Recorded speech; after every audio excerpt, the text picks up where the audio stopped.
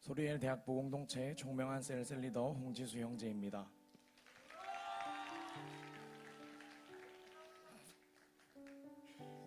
저는 2018년 10월 그때 당시 고3이었던 저는 수험 생활의 스트레스와 학원으로부터의 도피처로 우리 교회로 첫 발걸음을 하게 되었습니다. 그러나 적당히 교회를 다니려 했던 저는 호시탐탐 교회를 떠날 생각을 품고 있었습니다. 그러나 하나님께서 재수를 하게 하심으로 1년 동안 교회 공동체의 보살핌을 받게 하셨고, 재수 후에 서울권 대학에 합격하여 대구를 떠나게 되었으나 코로나로 인해 계속해서 대구에 남아있게 하셨습니다. 그 후 군대를 전역하고 2024년 다시 서울로 복학하기 위해 집을 계약하며 대구를 떠날 모든 준비를 마친 상태에서도 또다시 복학을 못하게 저의 발걸음을 막으시며 끈질기게 저를 대구에 또 우리 교회에 남아있게 하셨습니다. 거듭하여 우리 교회를 떠나지 못하게 막으시는 것을 경험하며 우리 교회로 저를 부르신 하나님의 특별한 부르심을 깨닫게 하셨습니다. 그 가운데 하나님께서는 셀리더로서의 부르심과 함께 오랜 기도 제목이었던 진로에 대해 교사라는 직업으로의 도전을 주셨습니다. 그렇게 작년 한 해 동안 수능을 준비하며 셀리더로서 사역을 병행하게 되었습니다. 셀리더로서 사역을 하며 항상 아쉬웠던 부분은 입시 준비를 하는 상황상 복음을 전할 필드가 부족하다는 것이었습니다. 그래서 목표로 했던 학교에 합격해서 그곳을 필드로 삼아 마음껏 복음을 전하게 해달라고 기도하며 수능을 쳤습니다. 그러나 기대와 달리 목표로 삼았던 대학교에 가지 못할 정도로 성적이 저조하게 나왔고 전혀 생각지 못했던 다른 학교에 합격하게 하셨습니다. 처음엔 단지 목표로 했던 대학에 가지 못한 것이 속상했습니다. 그러나 하나님께서는 그 학교를 다니는 셀가족들과 베스트들을 제게 계속해서 붙여주심으로써 그곳이 제게 허락된 필드라는 것을 확신하게 하셨습니다. 그러나 많은 나이에 새롭게 시작하는 대학 생활에 대한 두려움과 낯을 많이 가리는 저의 성향으로 인해 가서 관계를 잘 맺을 수 있을까에 대한 걱정이 많았습니다. 그래서 항상 이 부분을 두고 관계의 복을 더해달라고, 사람들의 마음을 얻을 수 있게 해달라고 기도했습니다. 그리고 하나님께서는 이어진 학교 생활 속에서 저의 기도에 응답해 주셨습니다. 첫 번째로 받았던 응답은 입학 후 첫 학과 행사였습니다. 처음에는 술을 먹지 않는 제가 가서 사람들과 좋은 관계를 맺을 수 있을까 걱정했습니다. 그러나 그 걱정이 무색하게도 하나님께서는 저와 나이 차이가 얼마 나지 않는 한 형제를 만나게 하셨고, 술을 마시지 않고도 많은 대화를 나누면서 좋은 관계를 맺을 수 있게 하셨습니다.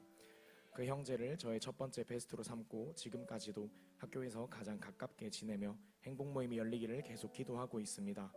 하나님의 때에 반드시 열매 맺게 하실 줄 믿습니다. 두 번째 응답은 학과 MT에서였습니다.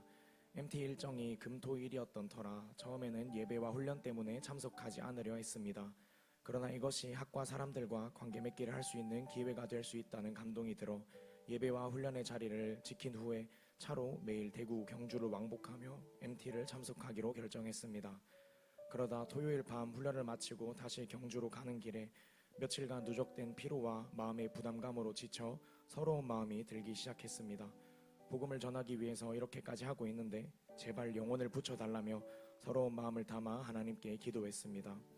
그렇게 도착한 MT 자리에서 하나님은 한 형제를 만나게 하셨습니다. 그 형제는 어딘지 모르게 힘들어 보이고 눌려 보였습니다. 저는 이 형제가 복음이 필요한 영혼임을 깨닫고 하나님을 만나 변화되고 회복된 저의 간증을 들려주었습니다. 간증을 듣고 형제는 마음을 열어 자신의 이야기를 하기 시작했고 그 일을 계기로 형제와 좋은 관계를 맺게 되었습니다. MT 이후 형제를 다시 만나 백지전도를 통해 복음을 전했고 형제는 예수님을 영접하며 하나님의 자녀가 되었습니다. 지금까지도 행복 모임을 진행하며 조금씩 하나님을 알아가는 기쁨을 누리고 있습니다. 세 번째 응답은 생각지도 못하게 찾아왔습니다. 어느 날 한 형제가 저에게 찾아와 형이 좋다고 친해지고 싶다며 먼저 찾아왔습니다. 그 후에도 지속적으로 저에게 밥을 같이 먹자고 하고 직접 만든 빵을 주기도 하는 등 적극적인 태도로 다가왔습니다.